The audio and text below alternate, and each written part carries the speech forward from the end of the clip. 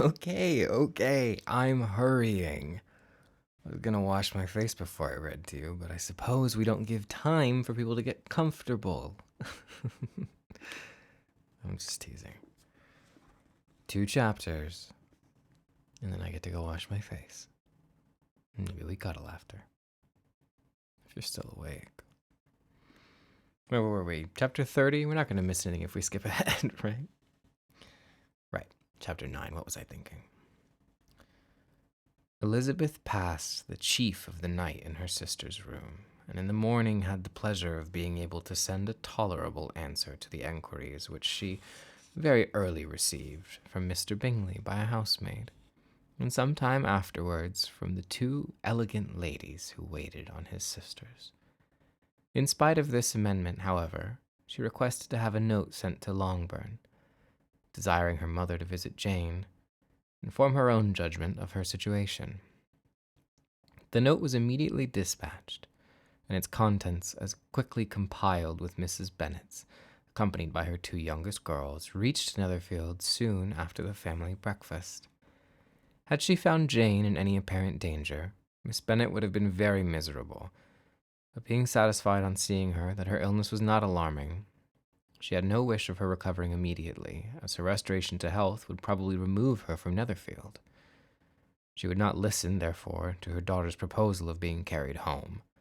Neither did the apothecary, who arrived about the same time, think it all but advisable. After sitting a little while with Jane, on Miss Bingley's appearance and invitation, the mother and 3 daughters all attended her into the breakfast parlor.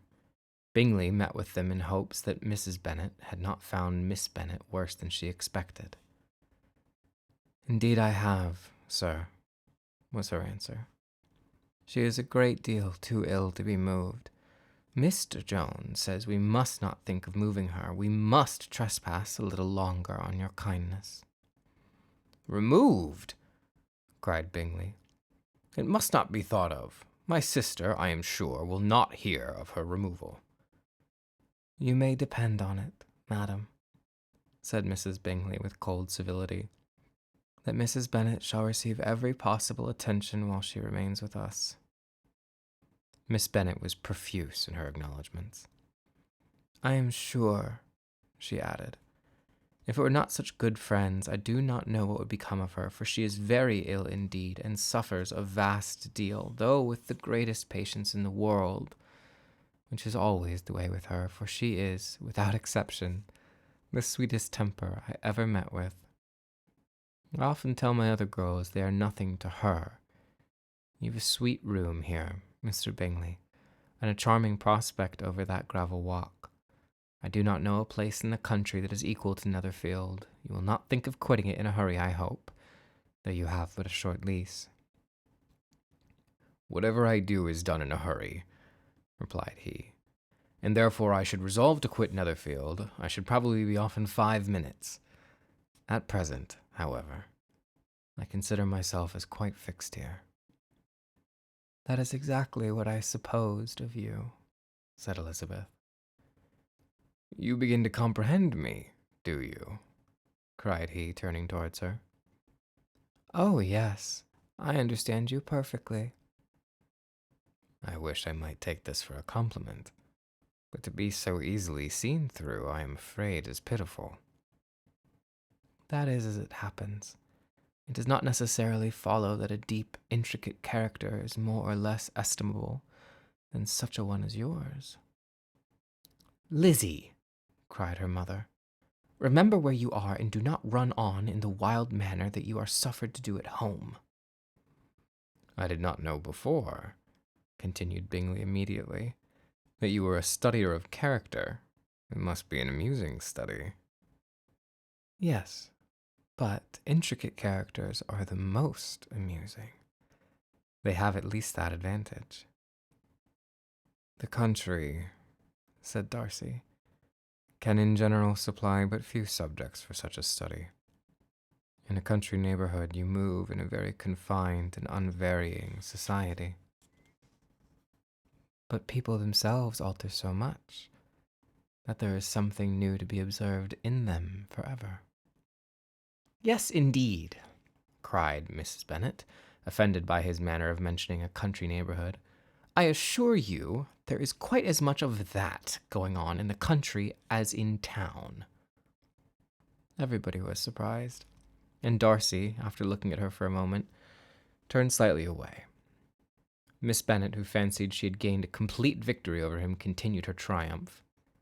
"I cannot see that London has any great advantage over the country for my part, except the shops and public places. The country is a vast deal pleasanter, is it not, Mr. Bingley?" "When I am in the country," he replied, "I never wish to leave it, and when I am in town, it is pretty much the same. They each have their advantages, and I can be equally happy in either." "Aye, that is because you have the right disposition, but that gentleman," looking at Darcy, "seemed to think the country was nothing at all." "Indeed, mamma, you are mistaken," said Elizabeth, blushing for her mother. "You quite mistook Mr. Darcy. He only meant that there were not such a variety of people to be met with in the country as in town, which you must acknowledge to be true." "Certainly, my dear, nobody said there were. But as to not meeting with many people in this neighborhood, I believe there are few neighborhoods larger. I know we dine with 24 families." Nothing but concern for Elizabeth could enable Bingley to keep his countenance. His sister was less delicate, and directed her eye towards Mr. Darcy with a very expressive smile. Elizabeth, for the sake of saying something that might turn her mother's thoughts, now asked her if Charlotte Lucas had been at Longbourn since her coming away. "Yes, she called yesterday with her father. What an agreeable man Sir William is, Mr. Bingley, is he not? So much the man of fashion, so genteel, so easy. He has always something to say to everybody. That is my idea of good breeding, and those persons who fancy themselves very important and never open their mouths quite mistake the matter."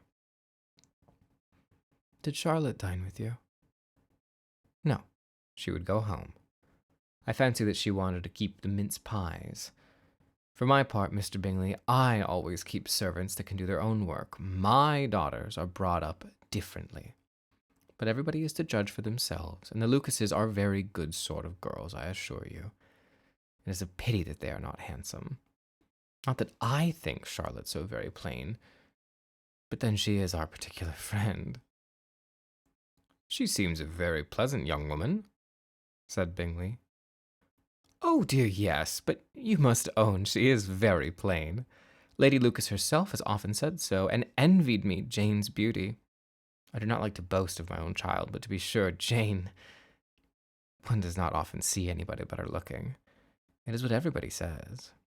I do not trust my own partiality. When she was only 15, there was a gentleman at my brother Gardiner's in town, so much in love with her that my sister-in-law was sure he would make her an offer before we came away. But he did not. Perhaps he thought her too young. However, he wrote some verses on her, and very pretty they were." "And so ended his affection," said Elizabeth impatiently. "There has been many a one, I fancy, overcome in the same way. I wonder who first discovered the efficacy of poetry in driving away love." "I have been used to consider poetry as the food of love," said Darcy. "Of a fine, stout, healthy love it may. Everything nourishes what is strong already. But if it be only a slight, thin sort of inclination, I am convinced that one good sonnet will starve it entirely away." Darcy only smiled, and the general pause which ensued made Elizabeth tremble lest her mother should be exposing herself again. She longed to speak, but could think of nothing to say. And after a short silence, Miss Bennet began repeating her thanks to Mr. Bingley for his kindness to Jane, with an apology for troubling him so with Lizzie. Mr. Bingley was unaffectedly civil in his answer, and forced his younger sister to be civil also, and say what the occasion required. She performed her part indeed without much graciousness, but Miss Bennet was satisfied, and soon afterwards ordered her carriage. Upon this signal, the youngest of her daughters put herself forward. The two girls had been whispering to each other during the whole visit, and the result of it was that the youngest should tax Mr. Bingley with having promised on his first coming to the country to give a ball at Netherfield. Lydia was a stout, well-grown girl of 15 with a fine complexion and a good-humored countenance, a favorite with her mother, whose affection had brought her into the public at an early age. She had high animal spirits and a sort of natural self-confidence which the attentions of officers, to whom her uncle's good dinners and her own easy manners recommended her, had increased into assurance. She was very equal, therefore, to address Mr. Bingley on the subject of the ball, and abruptly reminded him of his promise, adding that it would be the most shameful thing in the world if he did not keep it. His answer to this sudden attack was delightful to their mother's ear. "I am perfectly ready, I assure you, to keep my engagement, and when your sister is recovered, you shall, if you please, name the very day of the ball. But you would not wish to be dancing while she is ill." Lydia declared herself satisfied. "Oh, yes, it would be much better to wait till Jane was well, and by that time most likely Captain Carter would be at Meryton again, and when you have given your ball," she added, "I shall insist on them giving one also. I shall tell Colonel Forster it will be quite a shame if he does not." Miss Bennet and her daughters then departed, and Elizabeth returned instantly to Jane, leaving her own and her relations' behaviour to the remarks of the two ladies and Mr. Darcy, the latter of whom, however, could not be prevailed on to join their censure of her, in spite of all Mrs. Bingley's witticisms on fine eyes. Chapter 10. That's right, cutie, chapter 10. I'm not even pretending to skip this one. No, I don't like the story. I just want to know what happens. Chapter 10. Chapter 10. We can talk about it after. The day passed much as the day before had done. Miss Hurst and Mrs. Bingley had spent some hours of the morning with the invalid, who continued, though slowly, to mend. And in the evening, Elizabeth joined their party in the drawing-room. The loo table, however, did not appear. Mr. Darcy was writing, and Mrs. Bingley, seated near him, was watching the progress of his letter and repeatedly calling off his attention by messages to his sister. Mr. Hurst and Mr. Bingley were at piquet, and Miss Hurst was observing their game. Elizabeth took up some needlework, and was sufficiently amused in attending to what passed between Darcy and his companion. The perpetual commendations of the lady either on his handwriting, or on the evenness of his lines, the length of his letter, the perfect unconcern with which her praises were received, formed a curious dialogue, and was exactly in unison with her opinion of each. "How delighted Miss Darcy will be to receive such a letter." He made no answer. "You write uncommonly fast." "You are mistaken. I write rather slowly." "How many letters you must have occasion to write in the course of the year, letters of business, too. How odious I should think them." "It is fortunate, then, that they fall to my lot instead of yours." "Pray tell your sister that I long to see her." "I have already told her so once, by your desire." "I'm afraid you do not like your pen. Let me mend it for you. I mend pens remarkably well." "Thank you, but I always mend my own." "How can you contrive to write so even?" He was silent. "Tell your sister I am delighted to hear of her improvement on the harp, and pray let her know that I am quite in raptures with her beautiful little design for a table, and I think it infinitely superior to Mrs. Grantley's." "Will you at least give me leave to defer your raptures till I write again? At present, I have not room to do them justice." "Oh, it is of no consequence. I shall see her in January. But do you always write such charming long letters to her, Mr. Darcy?" "They are generally long, but whether always charming, it is not for me to determine. It is a rule with me that a person who can write a long letter with ease cannot write ill."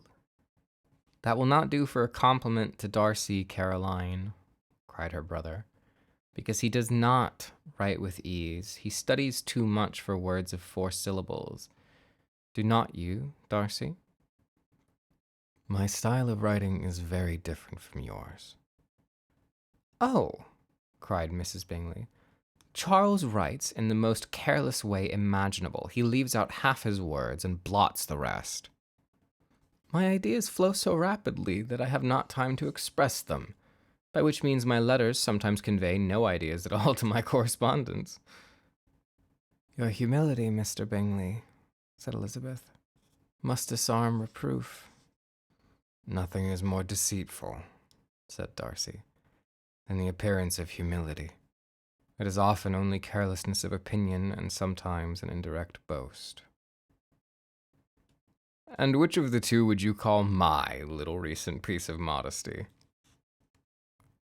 The indirect boast, for you are really proud of your deficits in writing, and because you consider them as proceeding from a rapidity of thought and carelessness of execution, which, if not estimable, you think at least highly interesting. The power of doing anything with quickness is always much prized by the professor, and often without any attention to the imperfection of performance. When you told Miss Bennet this morning that if you ever resolved on quitting Netherfield, you should have gone in 5 minutes, you meant it to be a sort of panegyric of compliment to yourself. And yet what is there so very laudable in a precipitance which must leave very necessary business undone, and can be of no real advantage to yourself or anyone else? Nay, cried Bingley, this is too much, to remember at night all the foolish things that were said in the morning, and yet upon my honor I believed what I said of myself to be true, and I believed it in the moment. At least, therefore, I did not assume the character of needless precipitance merely to show off before the ladies. I dare say you believed it, but I am by no means convinced that you would be gone with such clarity. Your conduct would be quite as dependent on chance as that of any man I know, and if, as you were mounting your horse, a friend were to say, Bingley, you better stay till next week, you would probably do it.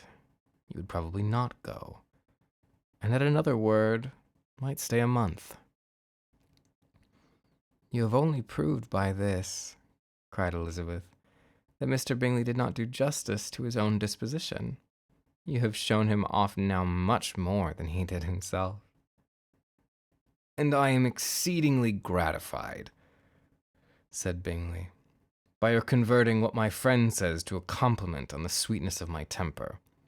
But I am afraid you are giving it a turn which that gentleman did not by any means intend, for he would certainly think the better of me if under such a circumstance I were to give a flat denial and ride off as fast as I could. Would Mr. Darcy then consider your rashness of your original intention as atoned for by your obstinacy in adhering to it? Upon my word, I cannot exactly explain the matter. Darcy must speak for himself.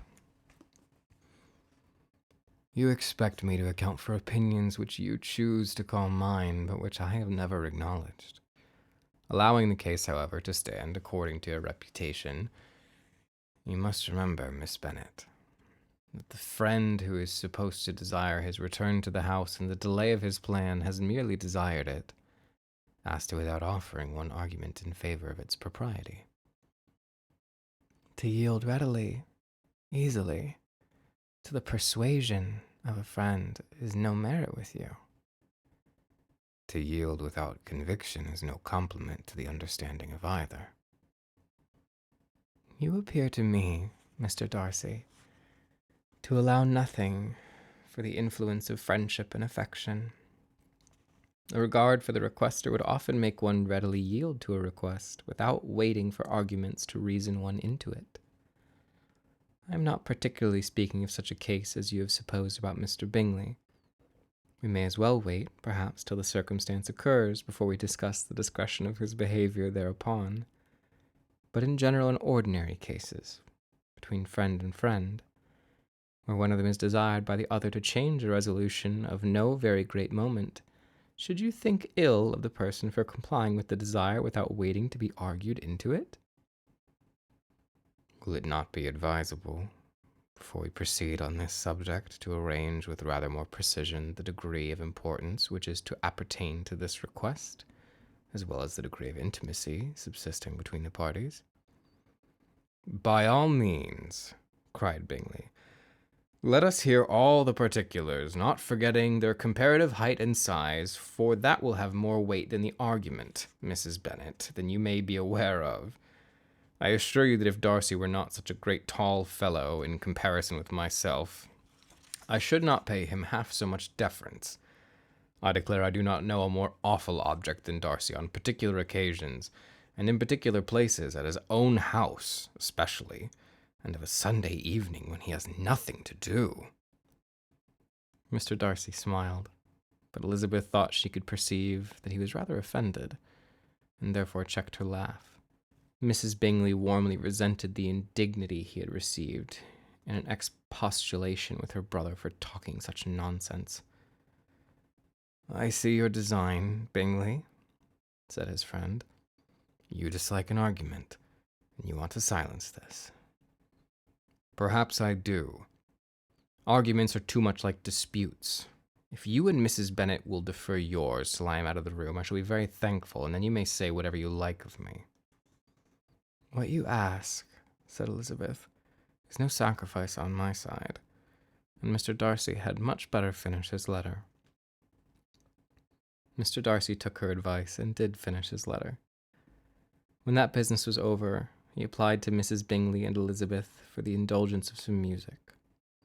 Mrs. Bingley moved with alacrity to the pianoforte, and after a polite request that Elizabeth would lead the way, which the other as politely and more earnestly negatived, she seated herself. Miss Hurst sang with her sister, and while they were thus employed, Elizabeth could not help observing, as she turned over some music books that lay on the instrument, how frequently Mr. Darcy's eyes were fixed on her. She hardly knew how to suppose that she could be an object of admiration to so great a man, and yet that he should look at her because he disliked her was still more strange. She could only imagine, however, at last, that she drew his notice because there was something about her more wrong and reprehensible, according to his ideas of right, than in any other person present. The supposition did not pain her. She liked him too little to care for his approbation. After playing some Italian songs, Mrs. Bingley varied the charm by a lovely Scotch air, and soon afterwards Mr. Darcy, drawing near Elizabeth, said to her, "Do you not feel a great inclination, Miss Bennet, to seize such an opportunity of dancing a reel?" She smiled, but made no answer. He repeated the question with some surprise at her silence. "Oh," she said, "I heard you before, but I could not immediately determine what to say in reply. You wanted me, I know, to say yes, that you might have the pleasure of despising my taste. But I always delight in overthrowing those kinds of schemes and cheating a person of the premeditated contempt. I have therefore made up in my mind to tell you that I do not want to dance a reel at all, and now despise me if you dare." "Indeed, I do not dare." Elizabeth, having rather expected to affront him, was amazed at his gallantry, but there was a mixture of sweetness and archness in her manner which made it difficult for her to affront anybody. And Darcy had never been so bewitched by any woman as he was by her. He really believed that were it not for the inferiority of her connections, he should be in some danger. Mrs. Bingley saw, or suspected enough to be jealous, and her great anxiety for the recovery of her dear friend Jane received some assistance from her desire of getting rid of Elizabeth. She often tried to provoke Darcy into disliking her guest by talking of their supposed marriage and planning his happiness in such an alliance. "I hope," said she, as they were walking together in the shrubbery the next day, "you will give your mother-in-law a few hints, when this desirable event takes place, as to the advantage of holding her tongue, and if you can compass it, do cure the younger girls of running after the officers. And, if I may mention so delicate a subject, endeavor to check that little something bordering on conceit and impertinence which your lady possesses." "Have you anything else to propose for my domestic felicity?" "Oh, yes. Do let the portraits of your uncle and Aunt Phillips be placed in the gallery at Pemberley. Put them next to your great uncle on the judge. They're in the same profession, you know, only in different lines. As for your Elizabeth's picture, you must not attempt to have it taken, for what painter could do justice to those beautiful eyes? It would not be easy, indeed, to catch their expression, but their color and shape and the eyelashes so remarkably fine might be copied. At that moment, they were met from another walk by Miss Hurst and Elizabeth herself. I did not know that you intended to walk, said Miss Bingley in some confusion, lest they had been overheard. You used us abominably ill, answered Mrs. Hurst, in running away without telling us that you were coming out. Then, taking the disengaged arm of Mr. Darcy, she left Elizabeth to walk by herself. The path admitted 3. Mr. Darcy felt their rudeness and immediately said, This walk is not wide enough for our party. We had better go to the avenue. But Elizabeth, who had not the least inclination to remain with them, laughingly answered, No, no, stay where you are. You are charmingly grouped, and appear to uncommon advantage. The picturesque would be spoilt by admitting a 4th. Goodbye. She then ran gaily off, rejoicing as she rambled about, in the hope of being at home again in a day or 2. Jane was already so much recovered as to intend leaving her room for a couple hours that evening.